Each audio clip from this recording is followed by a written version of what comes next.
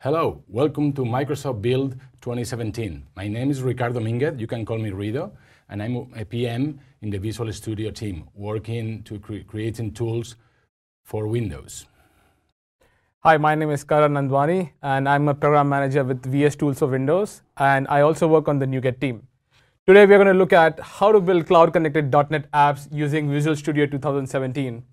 We'll start by taking a look at what is .NET Standard, and then we'll jump right into the demo, which is an end-to-end solution that shows you how you can share your code across multiple components, including IoT, web, desktop, as well as cloud development. Great, so let's start with .NET and what we mean by the unified platform. So .NET started as a framework built in Windows, where you can use Visual Studio that run on Windows to create a Windows app. But .NET has evolved, and now we have .NET Core, that is another flavor of .NET that will allow you to run your applications in other places like Linux or Mac OS, or also in the Universal Windows platform, that is the platform that we are going to use today. But you can also run your .NET code in another devices like Android or iOS using Xamarin. And it's not only different platforms and one framework. We also provide a solution where you can share your skill sets, your code, and your binaries, and that's called the .NET Standard Library. So the challenge here is, how do you share your code and binaries across all of these platforms? This is exactly where .NET Standard comes in. .NET Standard is a standard set of APIs that need to be available in all the .NET frameworks that opt to support it. So in the past, what you would have to do is you would have to remember which APIs work with which platforms and what versions, and then you would have to author your library to target those specific versions of the platform. But with .NET Standard, you can target just .NET Standard, and all the platforms that support to work with that choose to work with it will just work with your library. Think about .NET Standard to platforms as you would with HTML to browsers. So browsers choose to support the HTML standard. Similarly, .NET platforms opt in to support a specific version of the .NET Standard. Now let's jump into the demo. So recently a friend came to me and they said they want to open up a coffee shop in Seattle. How original, right? And they wanted to, like any new business owner, they wanted to minimize their risks and at the same time increase their chances of success. And to do that, they wanted to use data. They want to be data driven to make decisions about the business. So let's look at the solution that we came up with for them in action. So what we have here is an IR beam sensor that's connected to an IoT device, and what that does is that when a user enters the store or leaves the store, the sensor beam is cut and the IoT sends a message to the cloud, and the cloud then sends a message to your UWP app, which is running on desktop. Let's look at the UWP app running on the desktop right now. So right now the number of people in the store is at 1. I'm going to simulate somebody entering the store by cutting the IR beam with my hand, like right now. And you should soon see a notification on the desktop, and also the number of people that are in the store went up by 1. So this, let's say you're at the back of the store and somebody enters the store and you're the only one who is manning the store right now, you would get a notification on your Windows phone or your desktop that somebody's entered the store. And at any given point of time, you also have full awareness of how many people are in the store. So let's say you also want to understand, you're running some promotions and how well is it doing. And to analyze that, you want to look at your weekly insights. So clearly, some of the busiest days of your week were Tuesday and Friday. So if you're running a special 1-for-1 free on Tuesday, you would know that that clearly has had some results.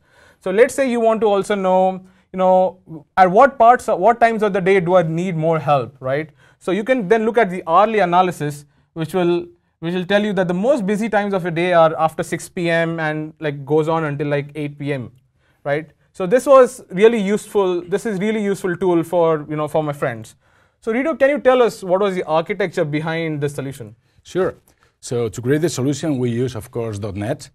And let's start with the IoT device. So this device is a Raspberry Pi 2 running Windows 10, and it allows me to deploy my Windows 10 universal Windows applications to this small device. And these applications are also built with .NET. What is really special is that we are able to compile the .NET Core code to the ARM chipset. So we are able to run a native version of my code that was written on C#. This code will send a message in a JSON format to our web API. This is an ASP.NET Core application running on the full .NET framework. And this web API is going to do basically two things. The first one is to talk with the DocDB. DocumentDB, it's a highly storage system available in Azure that will help you to create system like this one, and it's storing the JSON documents. So the conversation that we have with this system is just to insert one event, read different events, and calculate the data so we are able to show in the charts that Karen showed you before.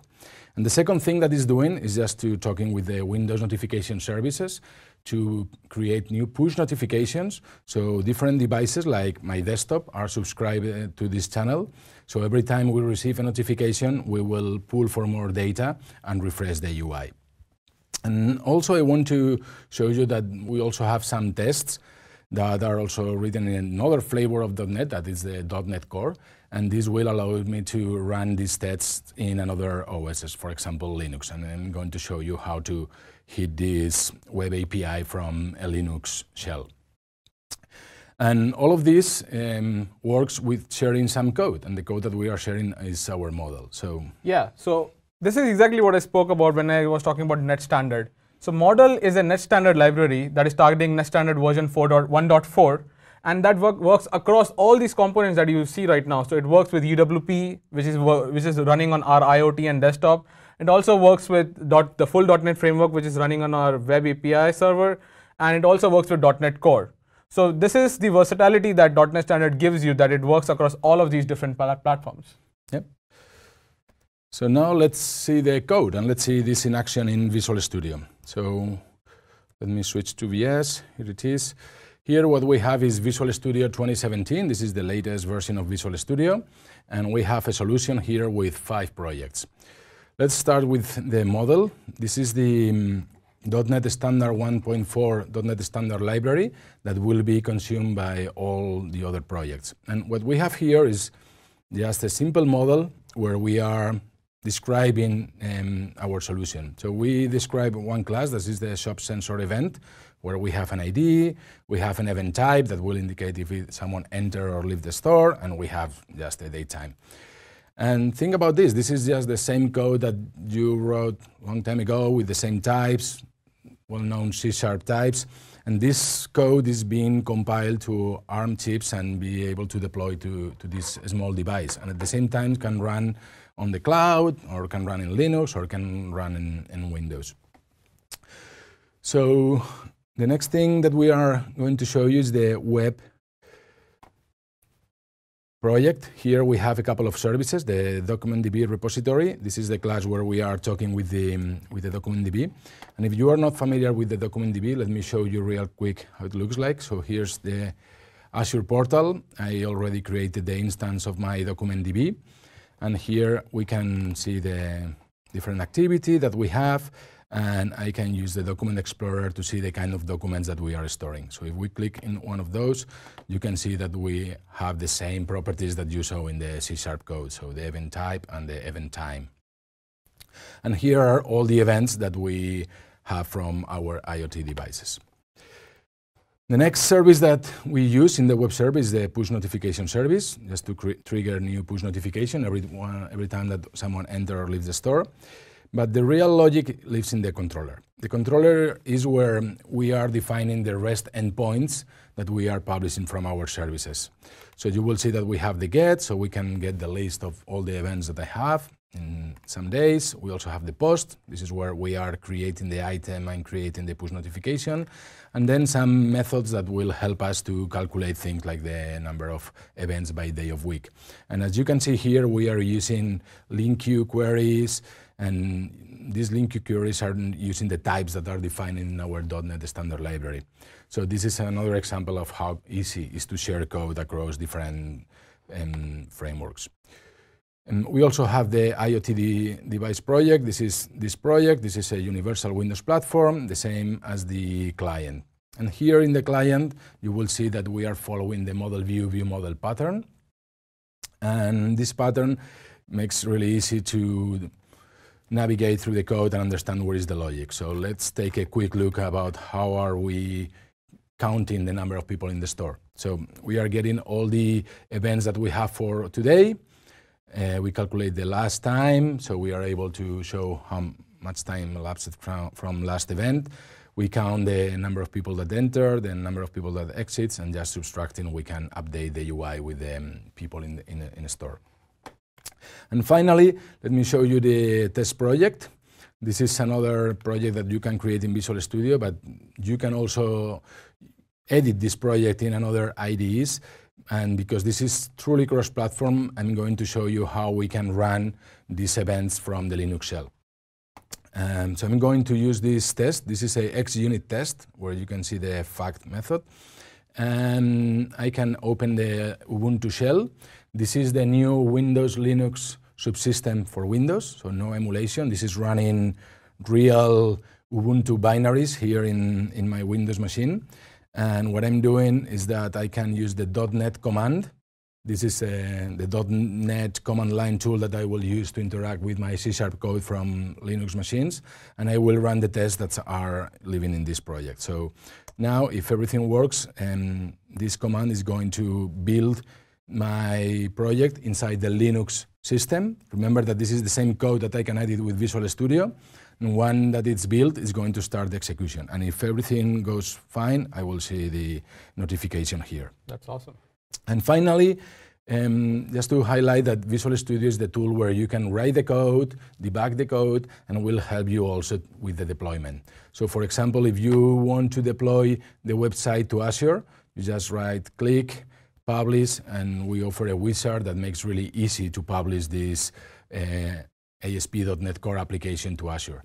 The same with the IoT device, so just right-click, deploy, and you can deploy your code to this small device, or if you want to deploy it to desktop or any other device, you can also do it like this.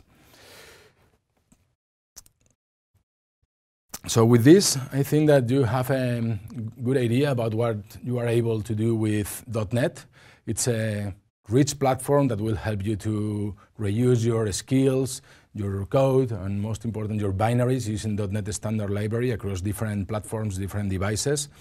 You can use Visual Studio to create these projects. Visual Studio is a great IDE. It's optimized for cloud and device workload, so it makes really, really easy to share code and deploy to the cloud, deploy to devices, debug, and do everything in between.